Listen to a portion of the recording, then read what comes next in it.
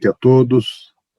O meu nome é Marco Antônio Negrão, eu sou da cidade de Curitiba, frequento o Centro Espírita Ildefonso Corrêa e também sou funcionário da Federação Espírita do Paraná.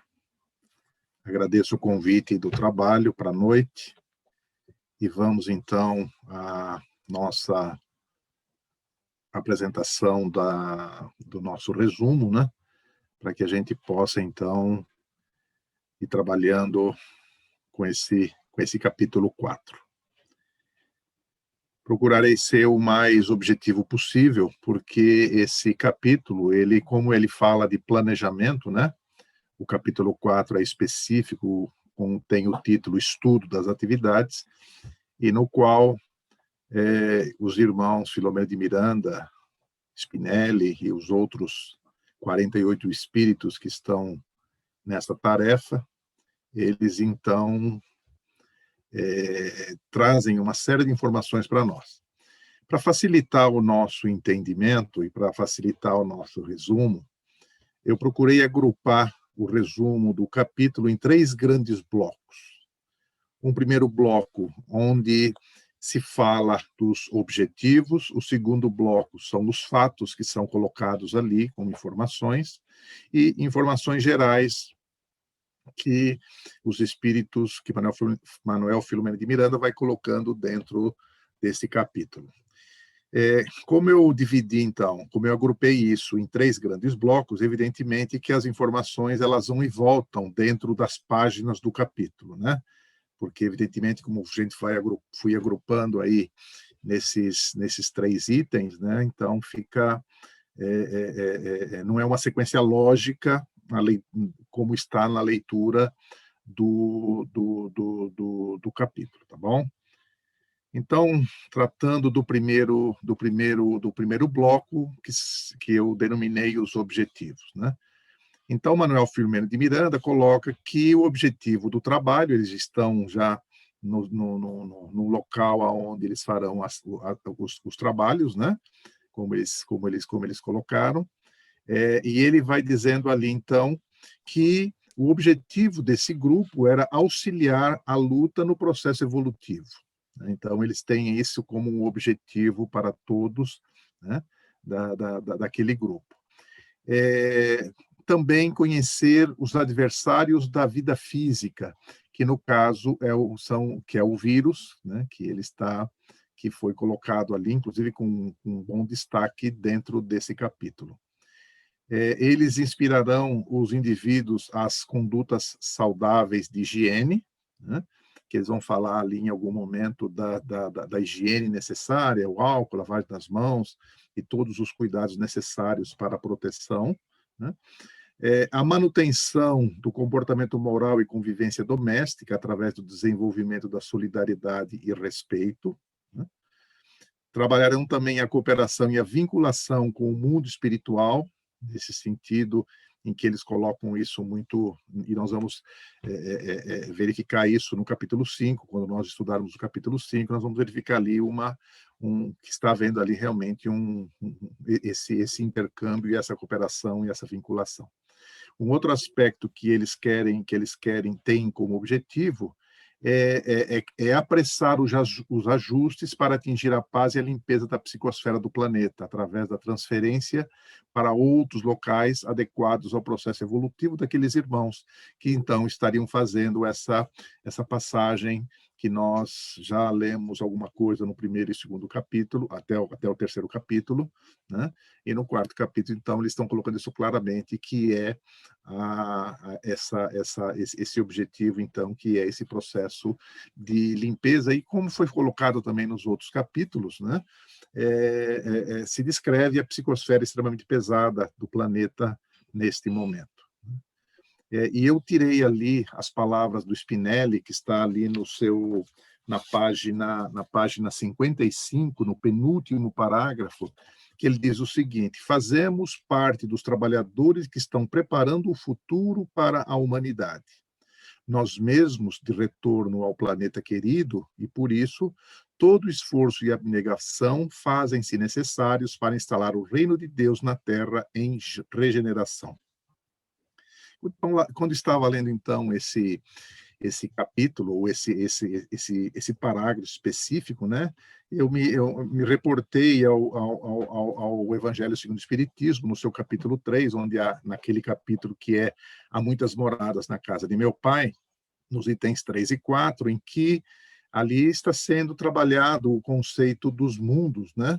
E a gente vai percebendo, então, que esse processo todo, como é colocado no item 3 e 4, nos mundos inferiores, a existência é toda material, onde reinam soberanas as paixões, sendo quase nula a vida moral.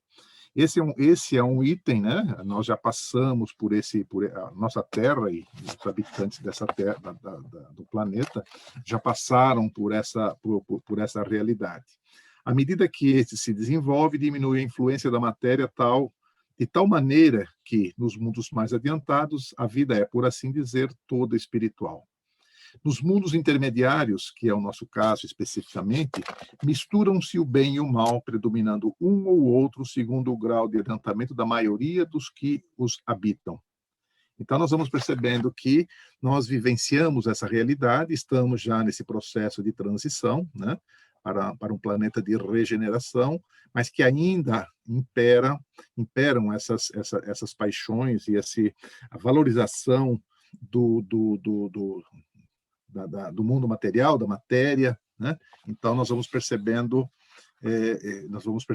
essa realidade que é descrita ali, então, no capítulo 3, há muitas moradas na casa de meu pai, né? No segundo bloco, ele vai trazer para a gente uma série de informações. A primeira delas, que a pandemia ceifará milhares de vidas, né? E ele abre aí nessa condição duas subposições, que uma delas alguns passarão por esse processo em função da mudança moral do ambiente do planeta, né? E outros para o exílio após uma convalescença, ou seja, alguns serão retirados desse ambiente e irão para um outro ambiente, né, adequado ao seu nível evolutivo, à sua condição evolutiva, né? Ele vai dizer também quais são os cuidados para nós nos protegermos desse vírus, né? E ele vai dizer nesse processo que esses cuidados gerarão anticorpos que nos protegerão contra esse vírus. E ele vai dizer que ali é o equilíbrio mental, né? A irrestrita confiança em Deus, a oração e a prática da caridade. Então, tendo esses quatro procedimentos, né? O equilíbrio mental, a confiança em Deus, a oração e a prática da caridade, nós estaríamos gerando anticorpos que irão nos proteger em relação a essa doença que está graçando pela humanidade. Mesmo assim, alguns serão atingidos, ele coloca isso, né? E isso em função das leis soberanas da vida, cada um com as suas provas e com as suas expiações, né? Vai colocar também mais um item, que nós estamos vivendo um momento de provação coletiva, em função das condições psíquicas do ambiente, né, do planeta e dos seus habitantes. Vai dizer também que desencarnados das regiões de dores e sombra estão, neste momento, se aproveitando para fazer as suas cobranças, suas vinganças e suas perseguições. E eles também estão estimulando os crimes e as condutas perversas, né? Se nós prestarmos atenção no que anda acontecendo atualmente, né? Já de um ano, que quando nós começamos os primeiros momentos, que foi na metade de março do ano passado, quando nós começamos a ter essas dificuldades todas, todo mundo nas suas casas no primeiro momento, nós ouvimos muitas situações desagradáveis em função desse confinamento que muitas pessoas foram forçadas a ter. Então, realmente, isso condiz com essa observação que Manuel Filomeno de Miranda coloca nesse capítulo 4. Ele vai ressaltar também, né, a luta entre o bem e o mal, né, o certo e o errado atendendo aos interesses, né, a revolta contra as diretrizes das autoridades, As autoridades inseguras, porque, na verdade, a gente percebe pelo andamento e pelos procedimentos que estão acontecendo, que realmente ninguém sabe muito bem o que fazer, né? Está todo mundo inseguro em relação à tomada de decisões, né? Ele ressalta também a propaganda e estatísticas tendenciosas que levam à desinformação, mas porque eles estão atendendo aos interesses escusos que cada um desses grupos tem em relação a esse problema que nós estamos vivendo. Mas ele ressalta também que, após a tempestade, teremos um novo normal com comportamento diferente, né? Isso é uma coisa também bastante interessante nesses fatos, nessas informações que ele vai nos trazendo. Que encontrarão quadros obsessivos, sutis e graves, né? E o trabalho desse grupo seria, então, acalmar compasses e inspiração para evitar pensamentos destrutivos e pensamentos violentos, né? Que serão atraídos pelos estudos evangélicos, onde haverá condição da criação de vibrações salutares. Nesse capítulo também é introduzida a médium Amália, né, desencarnada pela tuberculose nos anos 50, com menos de 50 anos de idade, que trabalhou ao lado de Áurea Celeste, né, e encerra aquela reunião que eles estão acontecendo ali, que está acontecendo ali no plano espiritual, dentro daquela entidade espírita que eles estão albergados para fazer o trabalho, e ela então encerra o seu trabalho cantando Ave Maria de Gounod. E quando então, pesquisando essa informação, porque é dado que essa senhora trabalhou ao lado de Áurea Celeste, eu fui buscar quem foi essa senhora Áurea Celeste. Então, eu vou trazer para vocês aqui algumas informações muito breves a respeito da biografia dessa senhora. Ela nasceu em Natal, no Rio Grande do Norte, em janeiro de 1874, e desencarna no Rio de Janeiro em 24 de outubro de 1944, aos 70 anos de idade. Ela era uma professora protestante, e em 1898 ela tem os primeiros sinais de mediunidade e começa a frequentar a FEB, né, lá no seu início, e ela tem contato, ela viveu na mesma época e teve contato com o Bezerra de Menezes, que na época era o seu presidente. Trabalha na doutrina com Bezerra e depois também com Bittencourt Sampaio, que também foi um dos presidentes da FEB naquele momento.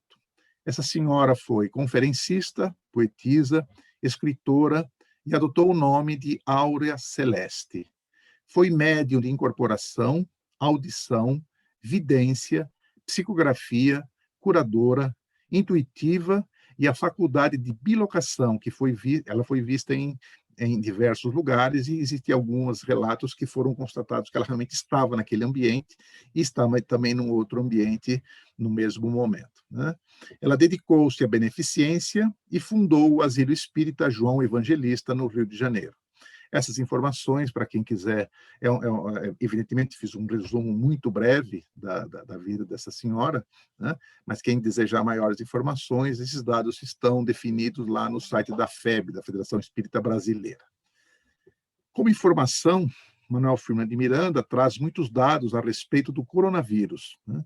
A necessidade de higienização, formas de contágio, as mutações do vírus, e muitos outros dados que nós já conhecemos pela divulgação dos jornais e pelas autoridades sanitárias, que eu não vou ficar aqui, como nós temos um tempo bastante limitado, eu não vou aqui me alongar nessas informações, porque são informações que todos nós já as temos, que estão circulando aí pelos jornais e pelos sites das nossas autoridades sanitárias. Como o nosso tempo é muito curto, achamos por bem não entrarmos em detalhes em relação a isso. Nessa pesquisa que eu estive fazendo também, em relação a essa realidade que nós estamos falando, desses fatos foram colocados, eu também fui pesquisar lá no capítulo 18 da Gênese, são chegados os tempos, né? E logo no primeiro capítulo, nós vamos ter ali sinais dos tempos. E Kardec começa perguntando o que significam essas palavras, né? Sinais dos tempos. E ele vai discorrendo dizendo que, para os incrédulos, não significa absolutamente nada.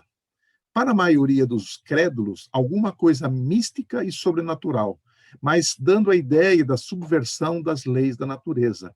E ele então faz essa observação que ambas estão erradas, porque uma nega a providência divina e a outra a perturbação das leis da natureza, que são leis derogadas pelo Criador, né? E esses sinais dos tempos, né, eles significam o cumprimento dessas leis, né? Tudo na criação é harmonia. A Terra está submetida à lei do progresso, a progressão física pela transformação dos elementos e moralmente pela depuração dos espíritos encarnados e desencarnados que a povoam. E ele vai dizer, então, que a mudança ocorre de duas maneiras. A primeira maneira, uma maneira lenta e gradual, e uma segunda brusca, né, que nós conhecemos todos esses aspectos.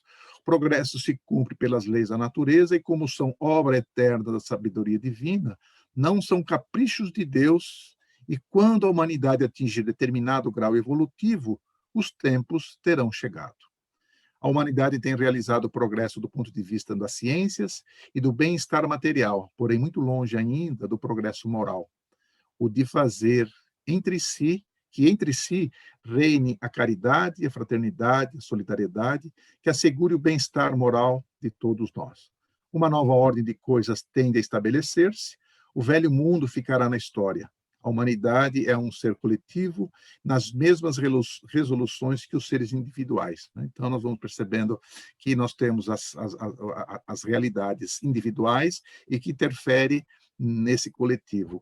Interessante porque numa das primeiras observações que a Sueli fez neste nosso trabalho, ela destacou uma coisa muito interessante, que esse livro ele traz uma série de informações que vêm confirmar as informações que nós temos recebido. No caso, ela comentou conosco, né, nos livros de André Luiz, onde nós temos ali a confirmação de uma série de esse livro, né, uma série de realidades daquilo que André Luiz coloca, ou seja, essa coerência da informação circulando em diversos livros da nossa doutrina que nos trazem esse conhecimento. Então, é interessante quando nós lemos, pelo menos na leitura desse 4º capítulo, e para quem já conseguiu ir até o final do livro, vamos percebendo realmente que existe essa coerência entre as informações que foram trazidas pelo livro, né, no rumo do mundo de regeneração, e as informações que estão contidas nos livros da codificação. Basicamente, era isso que eu tinha de apresentar para vocês, né, nesse nosso resumo de pouco mais de 20 minutos, talvez um pouquinho menos, na preocupação de cumprir o tempo, para a gente não extrapolar, termos tempo de ouvir a Sueli fazer as suas observações, e depois, então, as perguntas que serão dirigidas pelos companheiros que estão acompanhando o trabalho. Agradeço a oportunidade e obrigado pela atenção. Obrigada, Marco.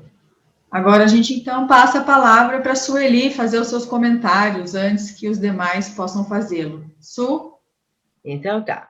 Então, boa noite a todos, que as bênçãos de Jesus nos envolvam nesse instante. Ouvindo o Marco Negrão falar, nós ficamos também, assim, muito pensativos, porque sempre que a gente vê um texto desse, lê, participa, nós ficamos a pensar muito, para, vamos dizer, entre aspas, digerir todas as informações, entender tudo isso que a doutrina espírita nos proporciona, e cada vez mais ampliando, aprofundando, e isso nos pede e requer de cada um de nós intenso cuidado, intenso estudo, para que nós possamos ir absorvendo esses ensinamentos. Um dos pontos principais que ele ressaltou, o nosso Marco, é que nós vemos uma continuidade dos assuntos, uma condição cada vez mais ampla e mais profunda, porque uma obra complementa a outra, acrescenta, traz uma visão nova, amplia. A Joana de Ângeles, ela diz que a doutrina espírita nos proporciona novas construções mentais. Isso é muito interessante, essa fala dela, porque realmente novas construções mentais que nós antes sequer imaginávamos. Com o Espiritismo, à medida que nós vamos tomando conhecimento de tudo isso que ele nos está proporcionando, essas obras, esses benfeitores espirituais que vão ampliando, como nosso Emmanuel, e agora também Manuel Filomeno de Miranda, André Luiz também anteriormente, e assim por diante. Mas a gente vê nisso uma programação fantástica, uma programação espiritual que nos enternece e também nos surpreende, porque é de uma perfeição, e não podia ser de outra forma, porque obedece às leis divinas.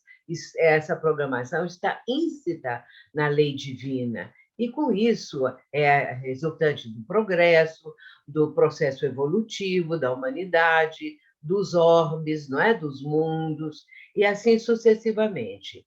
E, por isso, nós nos sentimos gratificados porque estamos recebendo isso, estamos compreendendo. E hoje estamos aqui com um grupo que tenta, que quer, que procura aprofundar, e cada momento, cada dia, cada reunião dessas, saímos daqui com mais entusiasmo, com mais alegria no coração e sabendo um pouquinho mais. Ainda que seja assim, em gotas homeopáticas de conhecimento, não é? Então, nós vamos aprendendo, nós vamos aprofundando. Mas uma dessas coisas que até eu também ia abordar na resposta à pergunta que me vai ser feita, possivelmente voltada para esse mesmo item, não é? Esse que nós estamos estudando, é a questão dos mundos serem solidários.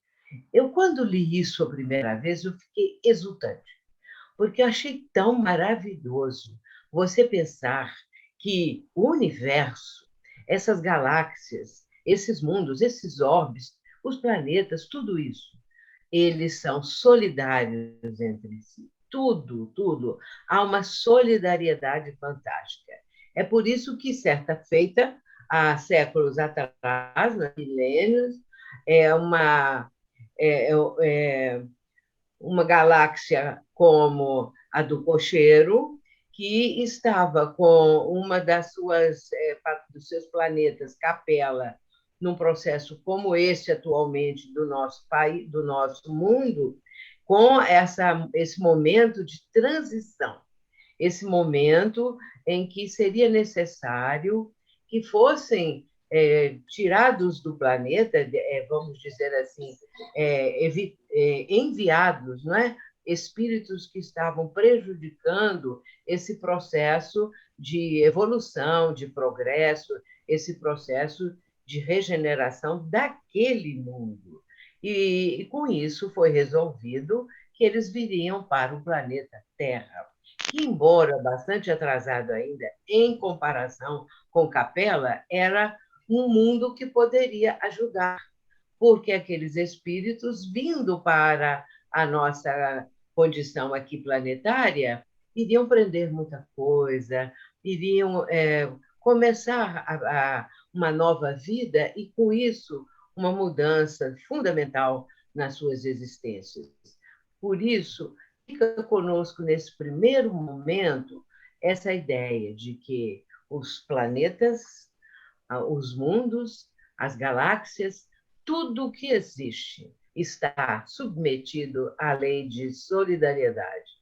É uma lei de amor, uma lei de progresso, uma lei que o Pai instituiu para que assim possam os mundos e, vamos dizer assim, aonde estão as humanidades, cada vez mais progredir. Depois nós vamos falar mais sobre isso.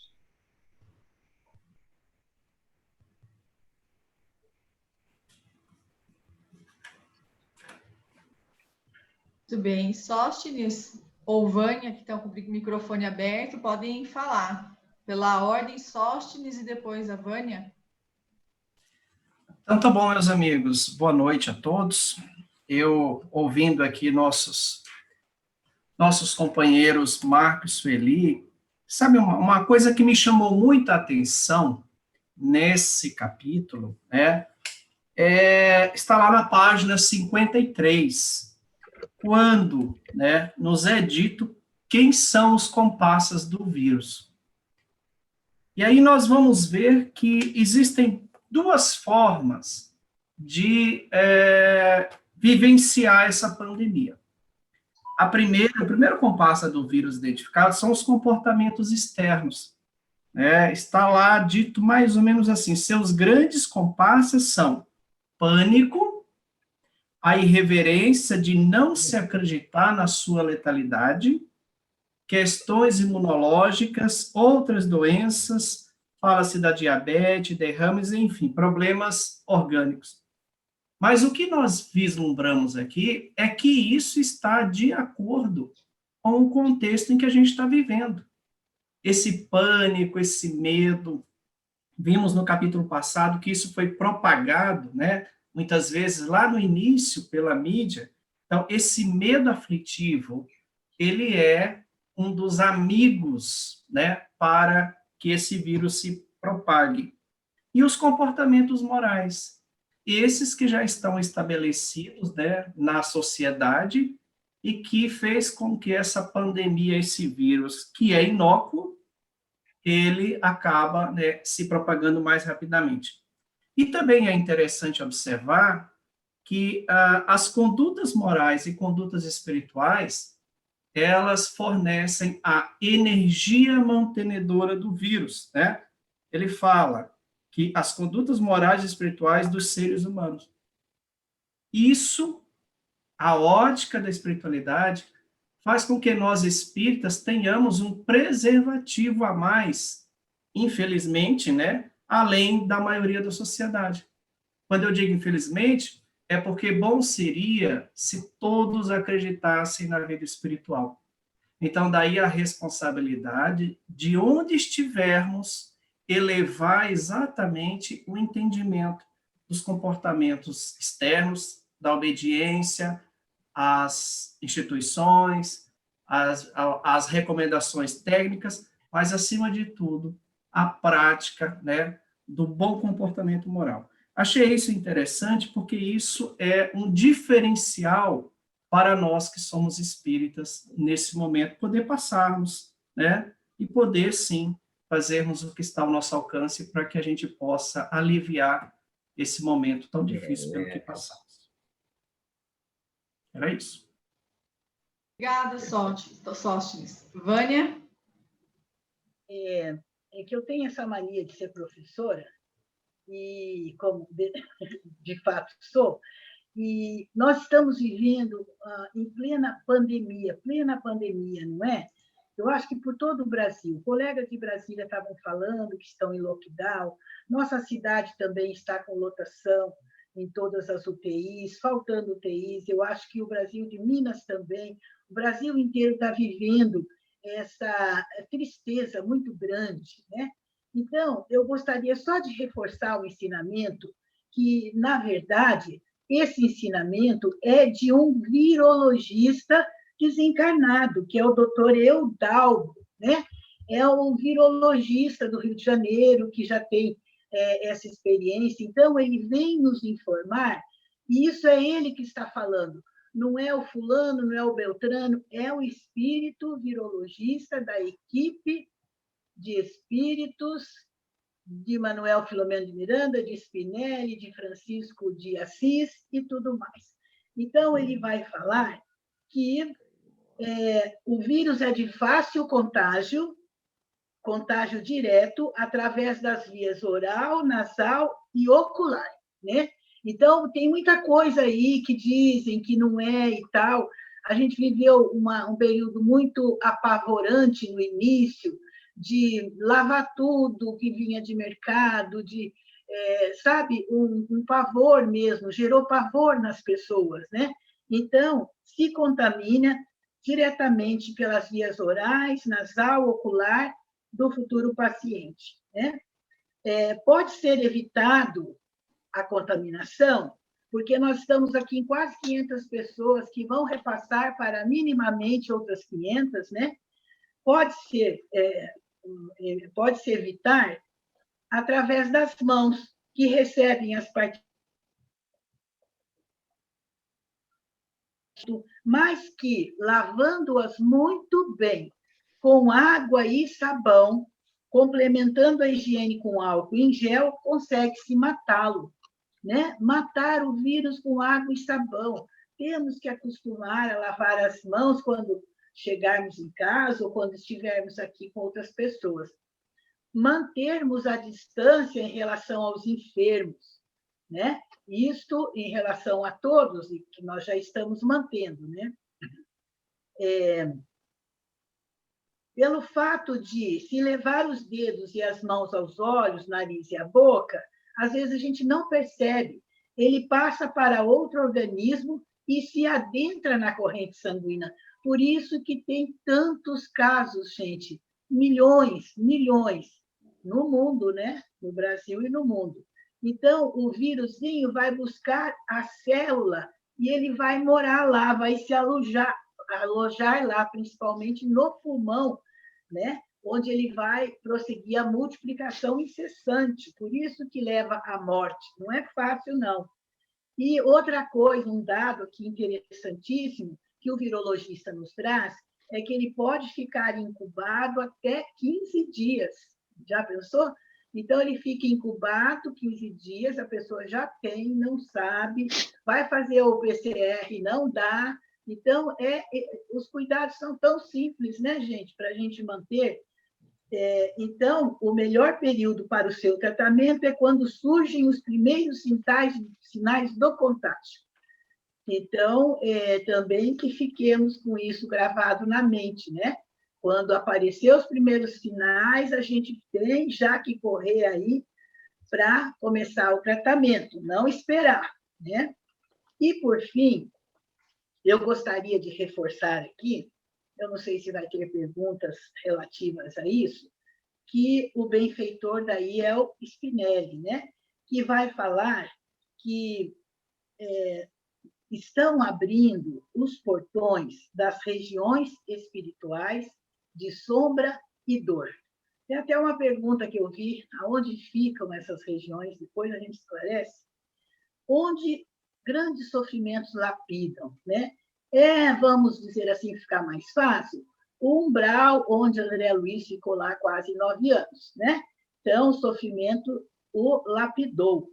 E onde grandes sofrimentos lapidam espíritos, só que não lapidaram esses espíritos, porque Spinelli vai dizer que os espíritos desvairados que estão voltando à Terra, saídos de lá, né, se entregam a vinganças infundadas e perseguições dilaceradoras, estimulando crimes e condutas perversas.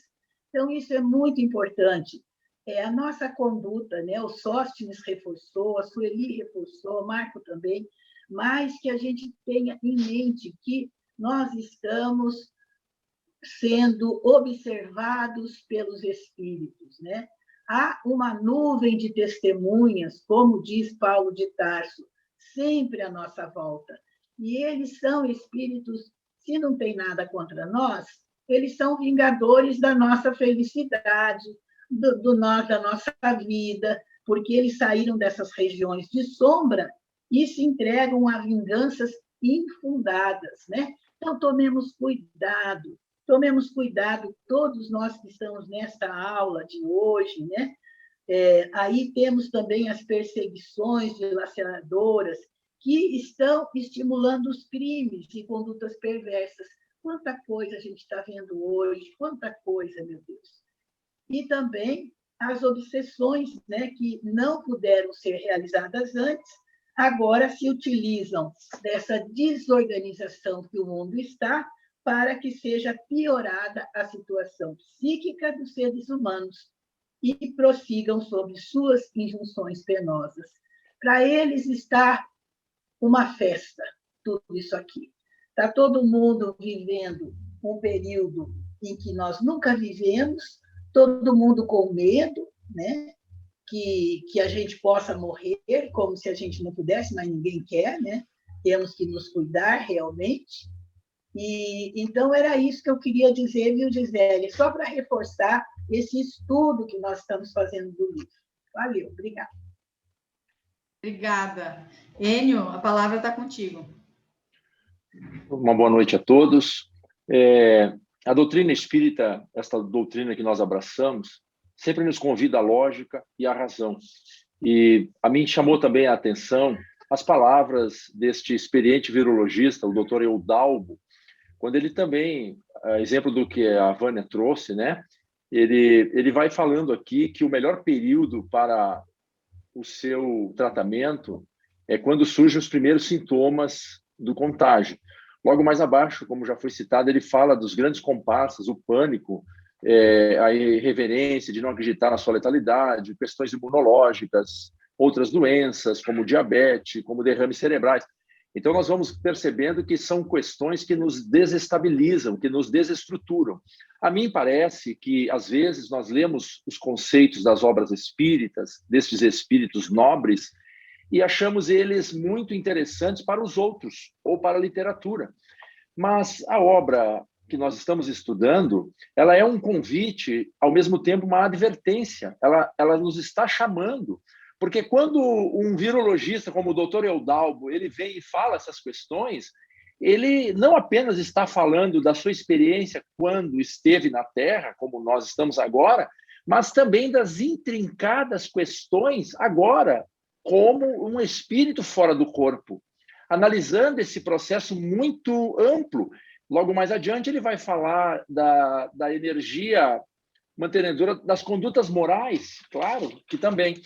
Mas a mim o que mais chamou a atenção nesse capítulo é o segundo parágrafo da página 54, onde ele vai dizer assim: o equilíbrio mental, a irrestrita confiança em Deus, a oração ungida de amor, os esforços de caridade dão origem, observemos aqui, dão origem a anticorpos que impedem a fácil contaminação. Ou seja, ele está nos chamando a atenção para questões que nós já sabemos, que o cérebro humano é um dínamo gerador e que, se nós não cuidarmos dele, ele pode se desviar de caminho. Então, muitas vezes, essa questão dos obsessores, dos inimigos, dos cobradores, muitas vezes nós somos o nosso maior inimigo, porque nos deixamos tomar por essas questões do mundo exterior, nos trazendo medo, nos trazendo desequilíbrio, e nós sabemos, porque a ciência comprova, que o nosso sistema imunológico, diante de determinados cenários, ele baixa a níveis muito baixos, que nos expõem aos contágios, às contaminações. Então, eu creio que as informações desses espíritos notáveis que nos vêm trazer são, em verdade, uma verdadeira ferramenta, uma poderosa ferramenta, que nós precisamos falar menos e agir mais no nosso próprio benefício, tomando posse desse conhecimento e utilizando ele no minuto seguinte, através da oração, através da visualização, como ele fala aqui, o equilíbrio mental. Nós precisamos buscar isso de alguma forma em nós. Então, nós trazemos em nós próprios, como afirmou Jesus, o remédio.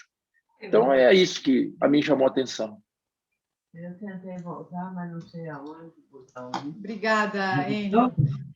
Fazendo uma ligação rápida aí do que você destacou e também dessa questão das notícias nem sempre verdadeiras e do pânico e do pavor, realmente a gente percebe que quanto mais notícia a gente assiste ou lê ou ouve, mais desesperado a gente fica e acaba se esquecendo do antídoto, que é a prece, que é a comunhão com os benfeitores, o pensamento elevado, e algo tão simples que está tão perto de nós que às vezes a gente não consegue enxergar. Então, que a gente possa se lembrar, né, que a gente tem em mãos essa, digamos, vacina.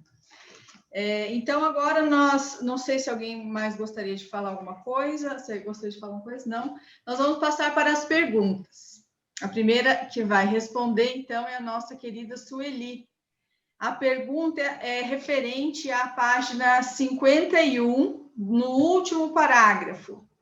Mais cruel do que uma guerra, a pandemia em tela ceifará centenas de milhares de vidas, algumas em razão do natural processo de mudança moral do planeta para mundo de regeneração, e outras que deverão partir para o exílio após o período de convalescença nas respectivas comunidades às quais se vinculam.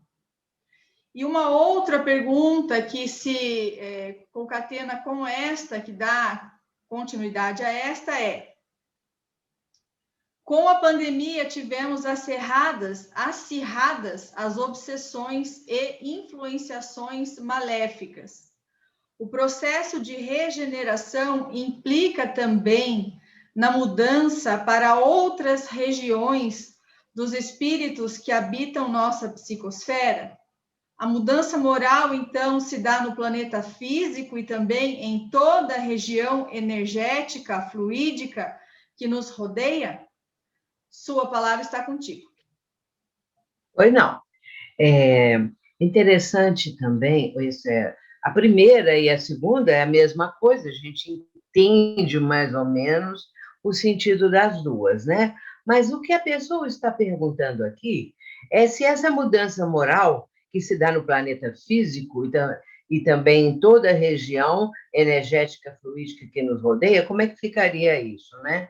Nós tínhamos falado, logo naquele primeiro momento dos nossos comentários, a respeito dos mundos, porque esse é um tema recorrente que eu tenho sempre agora apresentado, devido a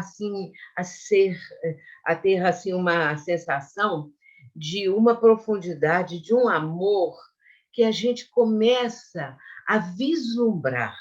Esse amor divino, quando você entende que os mundos são solidários, que as pessoas são solidárias, você, de repente, você tem uma noção de amor universal que é belíssima. Mas eu quero trazer aqui também, para ter uma ideia de como funciona isso, um trecho que está em A Gênese, no capítulo 18, quando diz o seguinte, no item 8, para que nós possamos saber como existe uma reação, como as coisas funcionam. De sorte que as nebulosas reagem sobre as nebulosas. Os sistemas reagem sobre os sistemas, como os planetas reagem sobre os planetas, como os elementos de cada planeta reagem uns sobre os outros, e assim sucessivamente até ao átomo. Daí, em cada mundo, revoluções locais ou gerais que só não parecem perturbações porque a brevidade da vida não permite se lhes percebam mais do que os efeitos parciais. Portanto, no mesmo sistema planetário, todos os corpos que o constituem reagem uns sobre os outros. Nós vamos começar a entender o planeta, a nossa vida, a nossa humanidade. E em ponto pequeno, em ponto individual, pessoal, de repente nós vamos entender que um reage sobre o outro, uma pessoa sobre a outra, vamos dizer, uma atitude sobre a outra, e nós sabemos disso, porque à medida que nós vamos realizando determinadas ações, elas vão influenciar as pessoas de uma forma ou de outra, dependendo também daquilo que nós estamos colocando e daquilo que a pessoa está absorvendo. Por isso, é muito importante essa pergunta para entender que essa condição desses espíritos que vão para o exílio não é, logicamente, um umbral, porque eles vieram de lá. Eu vou contar uma coisa para vocês. No ano de 1952, 54, no Centro Espírita Ivon Costa, do qual eu participava, um dos fundadores era uma pessoa muito benquista, muito querida, que era o seu Exaltino da Silveira Filho. O seu Exaltino era amigo íntimo do Chico Xavier. Então, ele ia lá 2, 3 vezes por ano, ele ia, ainda era em Pedro Leopoldo, ele ia lá para ter contato com o Chico, porque o Chico só mudou para Uberaba em 59. Então, essa data aí de 52, 54, o Chico ainda estava em Pedro Leopoldo. E o seu Exaltino, quando ele voltava da visita que fizera ao Chico, todos nós logo corríamos para perto dele, e eu, na época, muito jovenzinha, adolescente também, mas sempre interessada nisso tudo, era uma das que corriam, meu pai, minha mãe e tal, e íamos ouvir o relato do seu Exaltino. E, naquele ano, o seu Exaltino disse assim: o Chico Xavier informou, por uma informação de Emmanuel, o Emmanuel é que informou, que falou com o Chico, e Chico estava passando para nós, que agora eles estavam abrindo as portas do umbral para que espíritos que estão lá detidos há séculos e séculos possam ir saindo aos poucos, porque eles vão reencarnar. E eles necessitam ter essa última oportunidade para corrigir, para melhorar, para acertar os ponteiros, né, os pontos de situações passadas e crimes e tudo mais. Eles vão ter essa última oportunidade. Nós nunca esquecemos isso, meu pai, minha mãe, nós conversávamos. É claro que o que ele falou naquele instante repercutiu muito, porque nunca havíamos imaginado isso. Nunca, por exemplo, imaginei que tinha portão no umbral, portão vibratório, no caso, né? A contenção vibratória. Estavam lá e não podiam sair. Muito bem. A partir daí, se nós olharmos a época atual, nós vamos verificar que os portões foram abertos e saíram, né? Multidões, multidões. Hoje, com diferentes idades, diferentes situações, mas trazendo ainda, infelizmente, grande parte deles aquelas mesmas idiosincrasias do passado, aqueles mesmos hábitos perversos, vingativos, tudo isso que hoje a gente vê.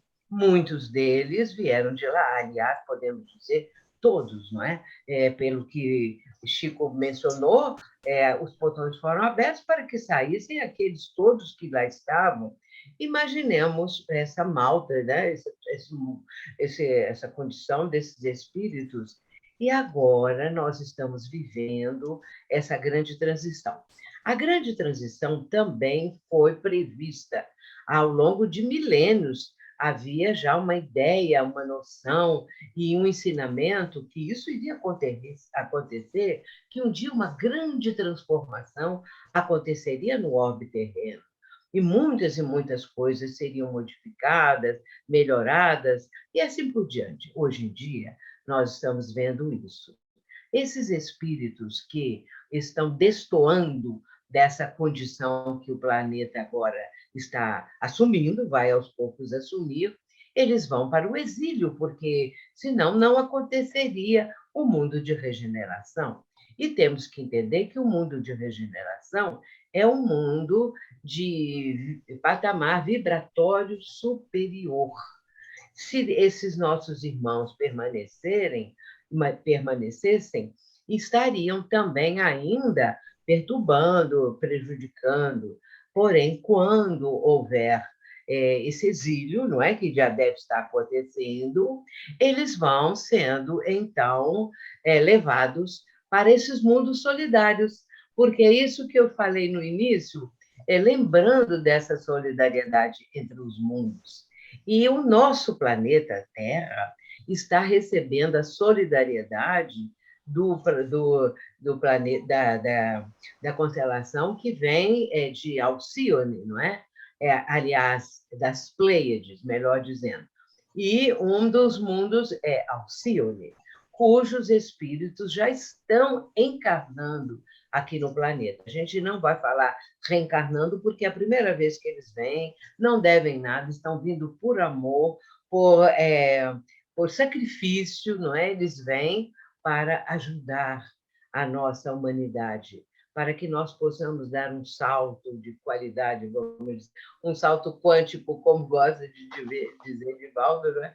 Então, nós vamos dar uma melhorada, mas para isso é preciso que todas essas situações sejam conjuntas, a fim de que esse conjunto vibratório possa, então, ter um novo mundo realmente regenerado e que nós, no meu caso, que estamos indo para o lado de lá, não é? Que um dia a gente possa voltar e já encontrar as coisas muito melhores. Eu sempre digo assim, hoje em dia, os jovens, os que estão jovens hoje, é que vão cuidar disso. Quando nós voltarmos, já vamos encontrar um mundo bem melhor. E aí a gente pode também contribuir, porque o trabalhador, como diz André Luiz, quando o trabalhador está pronto, o serviço aparece, né? E aí nós vamos continuar trabalhando. Então, eu quero dizer nessas perguntas, não é? Exatamente respondendo a essa condição vibratória, fluídica do planeta, das pessoas, das condições, e esses nossos irmãos exilados, assim como os exilados de capela, serão aqueles exilados do orbe terreno, que vão para mundos inferiores. Agora, esses mundos não são pertinho, não, são longínquos, assim como capela, muito longe do planeta Terra. E nós estamos também recebendo espíritos que vêm de Alcione, que é de uma distância, uma coisa assim fantástica. Então, meus irmãos, que nós possamos manter essa noção de solidariedade entre todos nós e também para que possamos contribuir para o planeta de regeneração. Obrigada, Sueli. Enio, você quer fazer algum comentário? Eu queria enriquecer um pouco essa questão, porque em meados de 2019, acompanhando o roteiro pela Europa, nós tivemos a ocasião de participar de uma atividade de intercâmbio mediúnico na cidade de Viena, com os nossos queridos irmãos Josef e Rejane, e ao final da reunião, a benfeitora Joana de Ângeles, fazendo uso da palavra através do abnegado médium Divaldo Pereira Franco, veio então dizer que o tênue véu que ainda separava o mundo físico do mundo extrafísico, naqueles períodos estava sendo retirado, e que irmãos nossos que estavam enclausurados no além, pelas escolhas, pelo fato de se comprazerem no mal, em lesar, estavam sendo trazidos em grande quantidade para a reencarnação. Daí nós entendermos determinadas atitudes de determinados irmãos nossos enfermos da alma, que ainda se comprazem nessas escolhas equivocadas da manutenção do mal. E também ensejando a todos nós, nos parece, uma vigilância muito grande, porque precisamos ter a consciência de que isso acontece. Como a nossa querida Sueli acabou de dizer, desses nossos irmãos vindos de Alcione, para alavancar esse processo, esse progresso, também aqueles outros que ainda estagiam na tentativa de deter a marcha do progresso, comprazendo-se do mal, ensejam grande cuidado, grande vigilância de nós outros que estamos despertando para as questões do espírito. Deveremos ter o cuidado, ter a vigilância de que essa interação ela está se dando de uma forma tão intensa, muito intensa, porque não se pode mais falar lá e aqui, e sim o todo convivendo dioturnamente. Era isso. Perfeito. Agora a pergunta vai para o Marco Negrão. No segundo parágrafo da página 52, temos o seguinte, abre aspas. Os vírus são um dos capítulos mais complexos entre os organismos que existem na Terra. A sua formação é muito simples na sua estrutura e posteriormente descobriu-se que podem ser manipulados em laboratórios, apresentando mutações que geram dificuldades imensas para que sejam fabricadas as vacinas que os podem dizimar. Como podemos refletir mais sobre esse aspecto?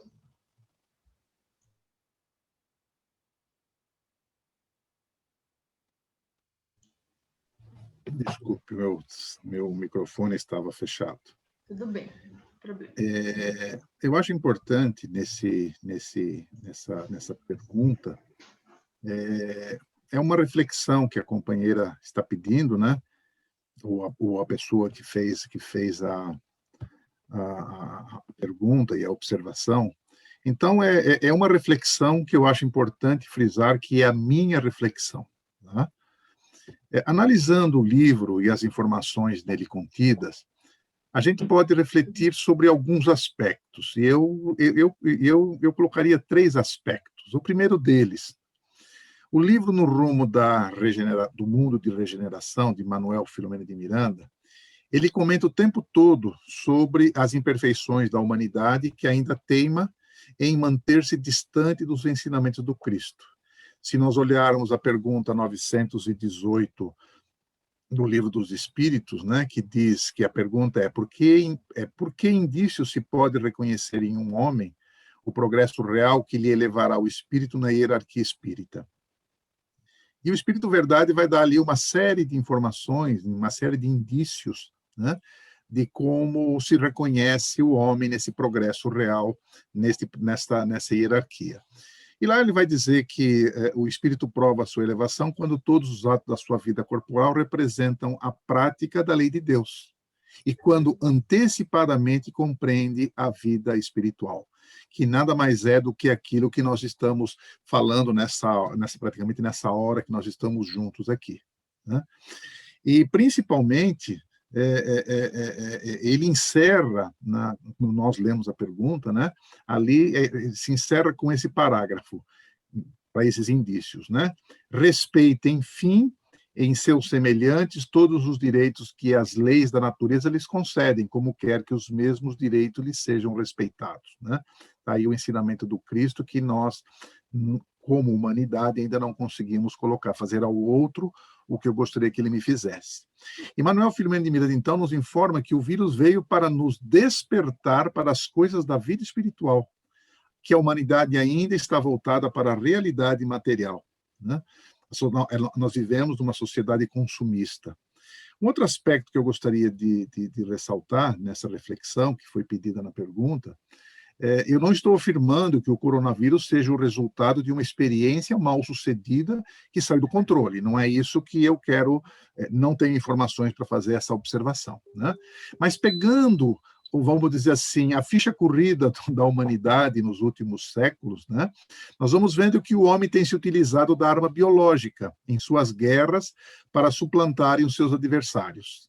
Na antiguidade, os assírios utilizavam-se para envenenar rios e fontes de água. Quando eles faziam, então, os seus cercos, eles envenenavam os rios e fontes jogando animais mortos, né? No século XIV, na Ásia, aqueles que cercavam as cidades para fazer, né, para dominá-las, eles utilizavam corpo de soldados mortos pela peste negra e jogavam isso nas cidades. E esses corpos, então, dentro dessas comunidades, eles disseminavam essa doença e que derrotavam os inimigos, né? Daí a peste negra chega na Europa, que causou grandes epidemias, uma das maiores epidemias da humanidade. Se nós olharmos a energia nuclear, que está contida nos átomos, e que pode ser utilizada para o bem ou para o mal, foi inicialmente usada para o mal, infelizmente, né? O desenvolvimento da bomba atômica, e que depois, a seguir, né, trouxe como um efeito colateral, e aqui eu coloco entre aspas, trouxe o bem, porque é através dessa tecnologia que nós temos aí o tratamento de determinadas doenças com radiação, que é o mesmo princípio, né? Quando nós olhamos, então, nesse aspecto, na pergunta 634 do Livro dos Espíritos, a pergunta é a seguinte: por que está o mal na natureza das coisas? Falo do mal moral. Não podia Deus ter criado a humanidade em melhores condições? E a resposta que o Espírito Verdade dá: já te dissemos, os espíritos foram criados simples e ignorantes. Deus deixa que o homem escolha o seu caminho. Tanto pior para ele se toma o caminho mau. Mais longa será a sua peregrinação. Se não existissem montanhas, não compreenderia o homem que se pode subir e descer. Se não existissem rochas, não compreenderia que há corpos duros. E é preciso que o espírito ganhe experiência. É preciso, portanto, que conheça o bem e o mal. Eis porque se une ao corpo. Então, quando nós olhamos essa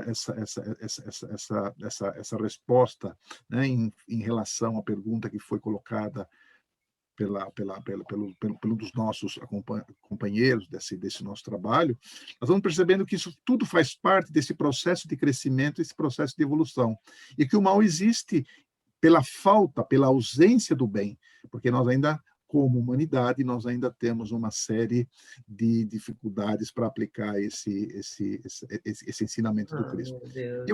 E eu colocaria como terceiro aspecto, né, olhando do ponto de vista das expiações coletivas com relação a esse vírus. Quando refletimos sobre as consequências das expiações, temos no Livro dos Espíritos duas perguntas que são muito instigantes, né, que acho que todos já devem ter estudado, que é a 739 e a 740, que eu acho que a gente poderia, depois, com mais tempo, nós poderíamos estudá-la. Então, quando nós vemos esse processo todo, isso está ligado sempre às nossas escolhas. O homem escolhe o seu caminho. Se foi por manipulação do vírus, e isso está fazendo com que os cientistas descubram novas maneiras de vencê-lo. Mas será que o vírus já cumpriu o seu papel? Será que as mutações não são necessárias para que o processo continue? E aí eu estava, logo que começou essa pandemia, lógico, as notícias já associavam essa nossa pandemia àquela pandemia da gripe espanhola que aconteceu no mundo entre 18 e 1920, né? E que ela teve também 3 ondas de contágio, sendo que a segunda, que aconteceu em agosto de 1918, foi a que criou o maior problema. Então, quando a gente olha essas realidades que nós estamos vendo hoje e acompanhando o que já aconteceu no passado, nós vamos percebendo que, na verdade, são ciclos que vão retornando. E interessante também que as dificuldades encontradas naquele momento lá, no início do século XX, de 1918 a 1920, os problemas eram os mesmos: falta de leito, problema de isolamento social, desrespeito às recomendações das autoridades sanitárias. Então, nós vamos percebendo que tudo aquilo que aconteceu lá está acontecendo aqui novamente, e nós ainda continuamos não aprendendo as lições. Então, eu acho que, pelo que eu pude entender da pergunta, eu acho que seriam essas 3, vamos dizer assim, devem existir mais, evidentemente, mas nessa rápida análise, eu colocaria esses 3 aspectos como uma reflexão a respeito do vírus. Obrigada, Negrão. Agora a pergunta seguinte vai para o Sóstenes. Doutor Eudalgo fala que já não mais respirarão a atmosfera da Mãe Terra que envenenaram com seu comportamento extravagante e rebelde. Poderia explicar melhor com exemplos que comportamentos são esses nos dias de hoje? Vamos lá, então, colegas. Primeiro, nós vamos nos servir aqui do capítulo 18 da Gênese. São chegados os tempos, né, aonde Allan Kardec nos traz 2 tópicos importantíssimos. Aliás, esse capítulo 18, que a Sueli já falou nele, o Marco já falou também, ele remete muito a este capítulo que nós estamos estudando, né? Ali nós temos 2 tópicos: sinais dos tempos e a geração nova.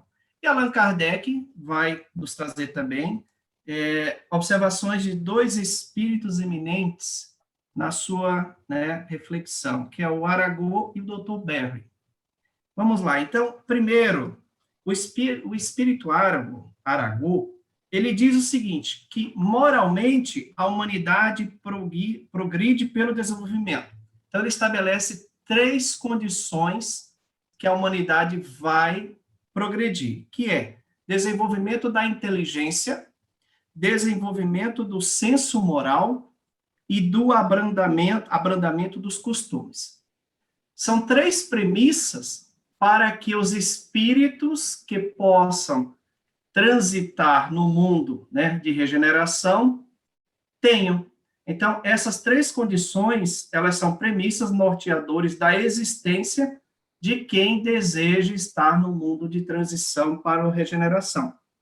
Também nos fala o seguinte, que o progresso intelectual do nosso planeta, ele avançou, mas falta fazer o imenso progresso moral. Essa palavra imensa, ela já reflete o nosso estado. Ou seja, nós temos muito mais espíritos atrasados moralmente hoje, portanto, com poucas condições de permanecer na Terra, né, no mundo de transição, do que aqueles que já estão com a conduta moral elevada, digamos assim. E aí a gente chama, né, aquela reflexão do Cristo, que aqueles que herdarão a terra serão bem-aventurados, os mansos e pacíficos, né?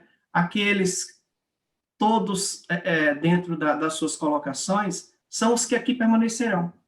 Então, a gente começa a ensaiar qual é a característica do comportamento necessário para permanecer aqui e não emigrar, né? Não, entre aspas, ser expulso da escola terra do momento.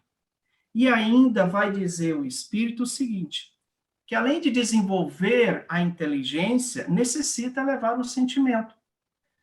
Destruir tudo o que superexcite o orgulho e o egoísmo. Vamos, então, fazendo aí, né, as características daqueles que permanecerão. Portanto, nós temos o quê nesse momento? Diretrizes existenciais, né, para aqueles que cumprem as leis morais. Se não conseguirmos, né, diminuir o egoísmo, o orgulho, os instintos, nós não transitaremos neste momento, né? Nós não estaremos imersos nessa transição para o mundo de regeneração. Seguindo mais adiante, Allan Kardec, lá no item 27, ele fala sobre a geração nova, que é a geração que estará assimilando, vivenciando, né, que estará presente no mundo feliz, no mundo regenerado. E ali ele fala o seguinte, quando chegado o tempo, grande emigração de espíritos acontecerá. Para quem? Aí ele define, os que praticam o mal, ainda não tocados pelo sentimento do bem. Então, são esses aqueles que emigrarão. Ele define, né, está lá na codificação definida, a resposta para essa questão. Quais são os comportamentos? Aqueles que praticam o mal e ainda não são tocados pelo sentimento. E ele conclui dizendo o seguinte, meus irmãos, irão espiar o endurecimento de seus corações. Aonde? Em mundos inferiores à Terra, e em mundos com raças terrestres ainda mais atrasadas. A transição entre a era de agora e a nova era, ela não se dará de repente. Nós não temos condições de dizer, olha, daqui a 50 anos, nós já teremos uma nova geração. Não. Nesse momento, o mundo está feito, está habitado por espíritos muito atrasados, por aqueles que saíram das regiões umbralinas após a abertura dos portões fluídicos, por espíritos que encarnaram por primeiro aqui na Terra, que estão ajudando, inclusive, o desenvolvimento, por que não, dos medicamentos, das vacinas. E aqueles que estão já há algum tempo, mas já estão mudando o seu comportamento. Por fim, Kardec revela o seguinte, quais são os espíritos atrasados? Né? Aí nós chegamos ao cerne da questão. Quais são as características, né, os comportamentos, como pergunta, no dia de hoje, que irá referenciar esse tipo de espíritos? Aí eu vou ler, né?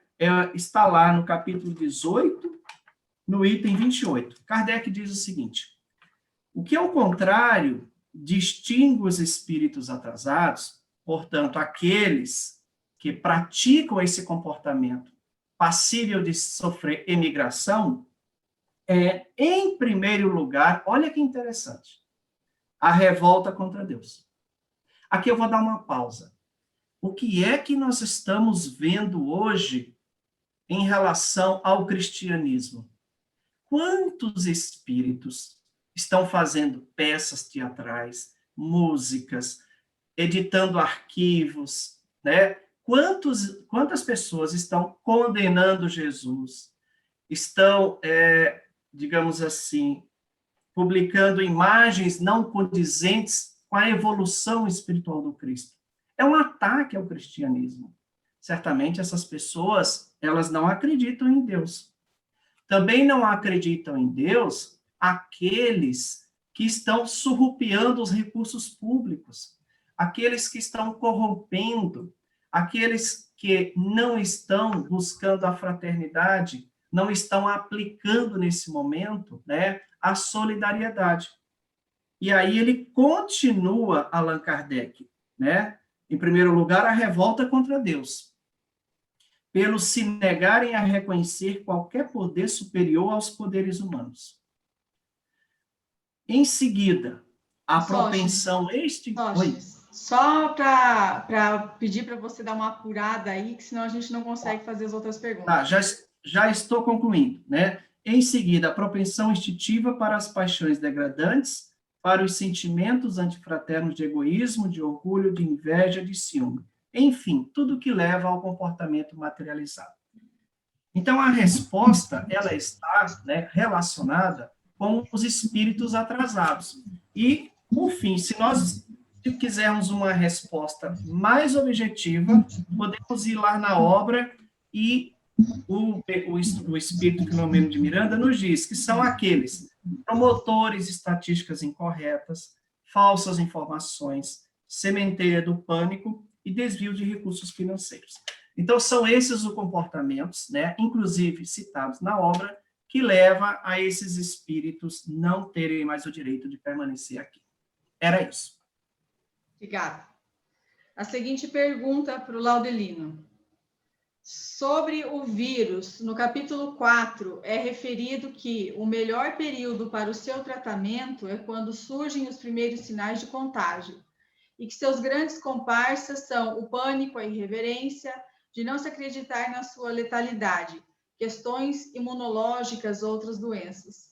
Podemos dizer que esta informação embasa a ideia de que os tratamentos precoces deveriam ser utilizados? Boa noite, amigos.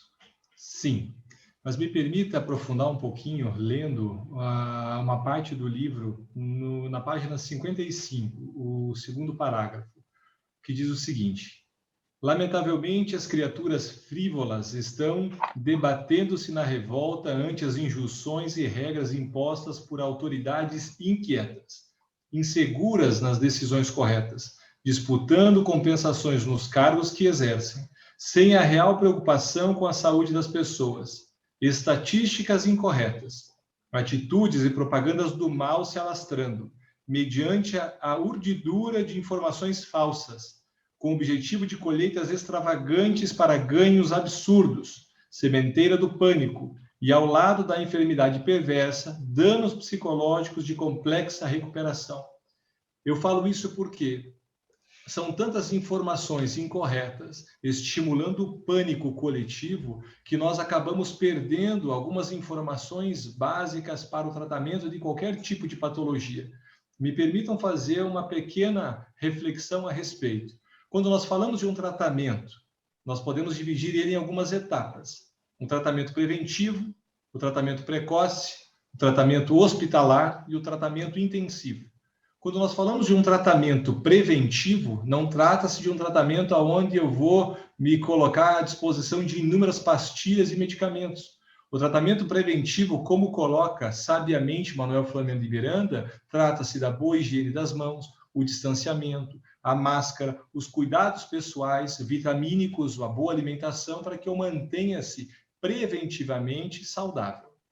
Agora, quando coloca o Dr. Ubaldo, um pouquinho anterior, ele fala o seguinte, ó: O vírus pode ficar incubado por 15 dias e o melhor período para o seu tratamento é quando surgem os primeiros sinais do contágio.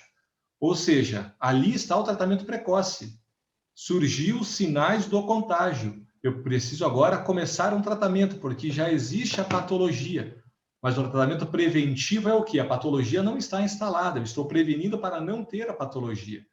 Ali, nesse momento do contágio, é importante que o indivíduo vá fazer a sua consulta médica especializada, porque daí o médico vai trazer os medicamentos necessários para o controle da patologia. E medicamentos que são tão debatidos, às vezes, exatamente por as questões políticas e por informações falsas que acaba atormentando a população.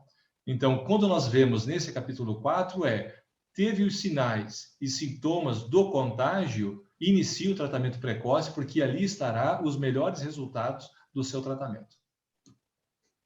Obrigada. O próximo que vai responder agora é a próxima, Vânia. Na página 55, terceiro parágrafo, quando diz: novos comportamentos serão necessários, inusitados instrumentos serão colocados a serviço da sociedade. Que seriam esses inusitados instrumentos? É interessante, porque quando eu li este parágrafo, eu também fiquei curiosa, e aí fomos buscar, né, os subsídios em obras.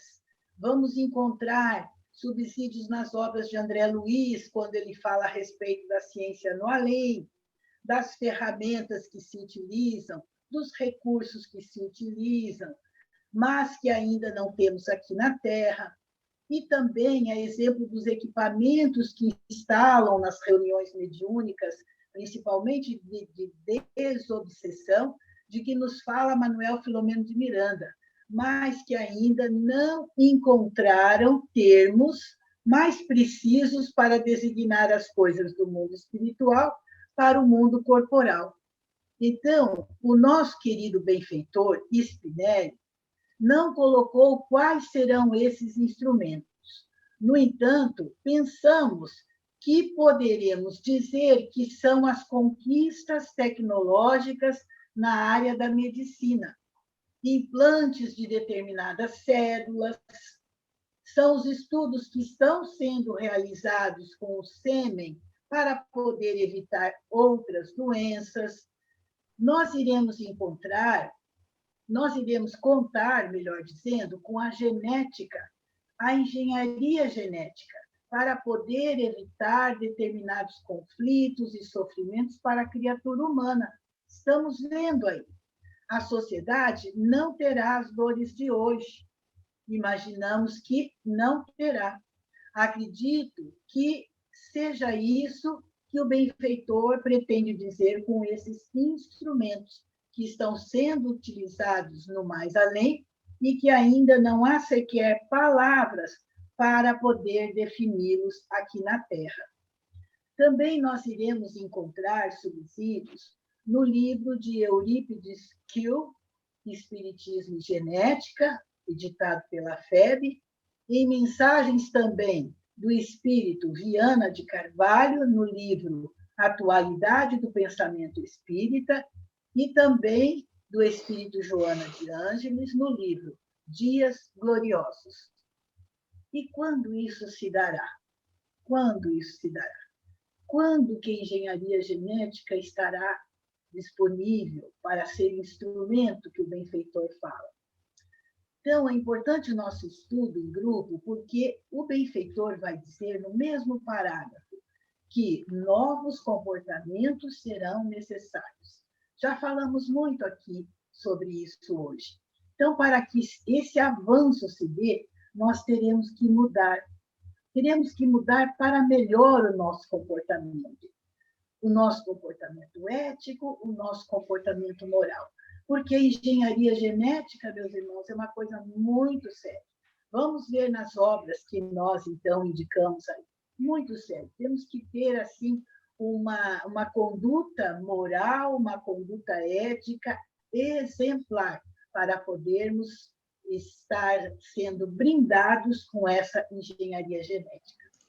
Mas, para terminar, O parágrafo seguinte também é muito importante, porque o benfeitor vai dizer que fazemos parte dos trabalhadores que estão preparando o futuro para a humanidade.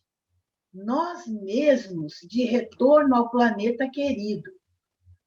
E, por isso, todo esforço e abnegação fazem-se necessários para instalar o reino de Deus na Terra em regeneração. Esses espíritos de escola estão trabalhando para preparar o futuro da humanidade, futuro para a humanidade, inclusive porque eles mesmos estarão retornando, estarão reencarnando, espíritos nobres, né? Então, ele vai dizer que todo esforço que eles irão fazer, a abnegação que terão de ter, são necessárias para instalar o reino de Deus na terra de regeneração. Seria isso, Gisele. Obrigada. E, por fim, então, a última, mas não menos importante pergunta para o nosso companheiro Vitor. Página 56, quarto parágrafo do livro, diz assim: certamente encontraremos problemática virótica em almas emaranhadas em processos obsessivos sutis ou graves, entre tormentos físicos e psíquicos lamentáveis. Isso significa que estamos numa obsessão coletiva e todos os contaminados se encontram em algum processo obsessivo?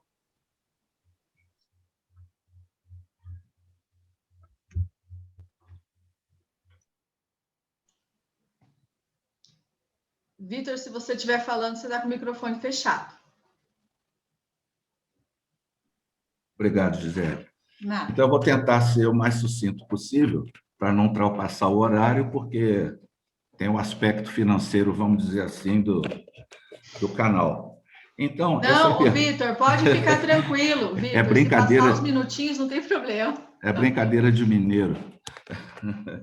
Mas, então, a questão é o seguinte. Evidentemente que quem está obsidiado, quem está com problemas obsessivos, e, de repente, ele é contaminado pelo Covid-19, ele vai ser uma pessoa contaminada pelo Covid-19 com processo obsessivo. Se antes de adquirir a instalação do Covid-19 ele não tinha problema obsessivo, então ele é uma pessoa que vai ter o Covid-19 e não vai ter um processo obsessivo. Ou vai ter um processo obsessivo muito lento, né, muito suave, sutil, que é o simples, tem um mais favorável no caso de ser trabalhado, tem a fascinação e tem o processo da subjugação. Isso que Kardec estuda vai fazer parte do nosso conjunto de internalizações a respeito daquilo que a gente já traz conosco. O fato de ser contaminado ou não é um fator a mais. É a mesma coisa que a gente querer dizer que quem tem câncer, ele vai ser uma pessoa que está contaminado pelo câncer e vai ser obsidiado? Não, se ele era obsidiado antes da doença o atingir, ele vai ser um canceroso já com processo obsessivo. Então, é nesse ponto. Então, a gente tem que lembrar, na questão 459, o Kardec vai perguntar da influência dos espíritos em nossas vidas, a gente vai entender que é muito mais, né, conforme os espíritos respondem, muito mais do que a gente possa imaginar e que rotineiramente são eles que nos dirigem. O grande problema, quando a gente vai considerar processo obsessivo durante o processo da pandemia, é que, na pandemia, há uma densidade emocional muito grande, há uma queda de valores, vamos dizer assim, físicos que a pessoa, e também de valores emocionais, porque a pessoa já sabe um pouco da periculosidade, né, se for no estágio mais final, porque a gente não pode esquecer do Covid, tem pessoas que são assintomáticas, né? Não tem, mas tem o vírus, mas são assintomáticas. Tem as outras pessoas que entram, faz um tratamento ambulatorial, tratamento de quarentena, tudo bem. Tem aqueles mais severos e tem aqueles que necessitam de internação e até de intubar, se for o caso. Então, o que a gente percebe? Que quando a pessoa vai para níveis maiores, a fragilidade emocional dessa pessoa vai diminuindo, assim, em termos de quê? De desespero, de medo, da finitude da vida física, ela vai... e tem aquele momento interessante, quando o médico chega para a pessoa e fala que ela vai ser entubada, e ela sabe que depois daquilo é um processo doloroso, está longe da família, ninguém pode ver. Então, essas fragilidades emocionais e físicas abrem espaços para aquela pessoa que mesmo nesse quadro não mantém uma sintonia, desse processo, ter um processo de recrudescimento. E aí eles aproveitam, sim. Os espíritos aproveitam, porque estão no processo que querem prejudicar aquele que já está às vascas da morte, vamos dizer assim. Então, essa carga emocional que atinge não só a pessoa que está infectada, mas também a família. A família não participa do processo, nem vê, vamos dizer, a inumação do corpo. Isso tudo traz uma sequela, vamos dizer, mental, espiritual, tanto para a família como para o companheiro que ainda está em processo de tentativa de melhorar, enorme. Então, realmente... não significa que quem está com obsessão e com Covid, se esses processos se imbricam, eles podem se imbricar, conforme a pergunta, né? Agora, o atendimento a essas criaturas, é que a gente percebe no livro de Manuel Filomeno, é que esse atendimento, quando a pessoa está hospitalizada, vamos lembrar de um caso aqui na página 63, em que uma senhora ela recebe a notícia que ela testou positivo para o Covid-19 e ela se desespera de tal maneira, isso está na 63, se não me engano. Não, 63 não, 82. Ela se desespera com a notícia que ela está infectada e, nesse desespero, o espírito que a acompanhava desde há muito se apropriou mais do psiquismo dela e ela entra num desequilíbrio total. E os benfeitores tiveram que auxiliar. Eles estavam fazendo uma visita a um hospital, o Manuel Filomeno e outras pessoas. E vamos lembrar o caso também de Malvina. Malvina está submetida a uma pressão vibratória espiritual pesada, com dores crudelíssimas ali, e os espíritos incentivando todo aquele processo de negatividade em cima dela, ela sofrendo aquilo tudo, mas a percepção dela espiritual atenuava pela presença de benfeitores também, que sabiam do caso dela. Então, isso é atenuado. Aí a gente vai entender a questão da nossa vinculação com as correntes do otimismo, com o hábito da oração, de tentar ter o maior tipo de equilíbrio possível para facilitar que os benfeitores nos auxiliem. Não só aquele que está pacientado, vamos dizer assim, no hospital, como suas famílias. Aí vem o hábito também do culto do lar, o hábito da oração, para que eles possam fazer esse tipo de atendimento, tanto no paciente como em sua família. Então, a pergunta que foi feita é o seguinte: estamos numa obsessão coletiva? Claro que sim, todos nós estamos submetidos a esse processo pandêmico e espiritual também. E mais ainda, nós estamos na hora de mudar o nosso foco. Conforme foi dito pela Vânia, novas situações virão, novos instrumentos, novos hábitos. Isso é uma dinâmica. Nós vamos sair dessa diferente do que entramos. Não seremos mais as mesmas pessoas. Era isso que eu queria dizer. Muito obrigada, Vitor. Então, agradecemos a todos os que estiveram presentes até esse momento. Algumas perguntas, infelizmente, não conseguimos responder, mas ficarão para a próxima semana, quarta-feira, 20 horas, a sala abre 19h30. Podem encaminhar para nós as perguntas com antecedência, aqueles que assim desejarem. Iremos estudar, então, na quarta-feira que vem, o capítulo 5.